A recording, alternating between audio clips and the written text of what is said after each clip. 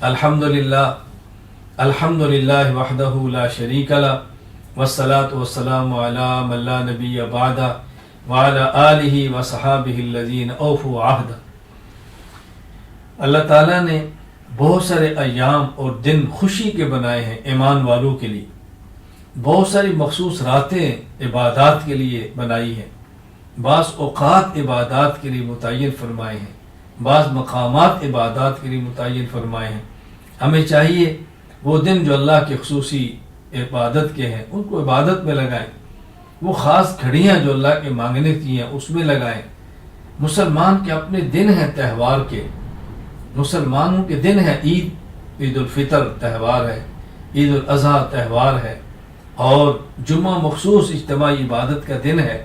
اللہ نے ہمیں دیا ہے، اس پر خوشی کا اظہار کریں، اچھے کپڑے پہنیں، سفید کپڑے پہنیں، خوشبو لگائیں، چہرے سے خوشی محسوس ہو۔ اور وہ دن جو کفار نے اپنے لیے متعین کیے ہیں وہ ہمارے دن نہیں ہیں، ہمیں ان دنوں سے بچنا ہے، ہمیں اجتناب کرنا ہے۔ ابھی 25 دسمبر آ رہی ہے، اس کو کرسمس ڈے کے دور پہ منایا جاتا ہے۔ یہ عیسائیت کا دن ہے، اسلام کا دن نہیں ہے، یہ مسلمانوں کی خوشی کا دن نہیں ہے، یہ مسلمانوں کی عبادت کا دن نہیں ہے۔ اس بات کو سمجھیں۔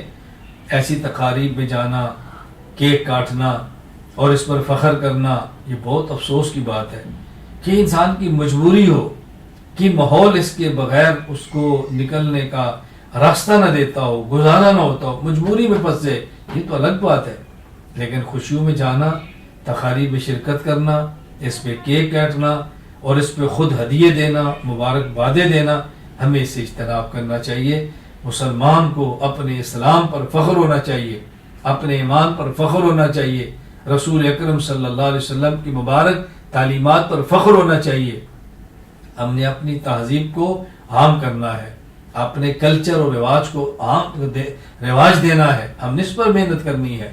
رسول اکرم صلی اللہ علیہ وسلم کا لباس، نبی پاک صلی اللہ علیہ وسلم کا مبارک چہرہ، رسول اکرم صلی اللہ علیہ وسلم کی پاکیزہ زندگی، ہم خود بھی اس کو اپنائیں اور پوری امت میں اس کو عام کرنے کی کوشش کریں۔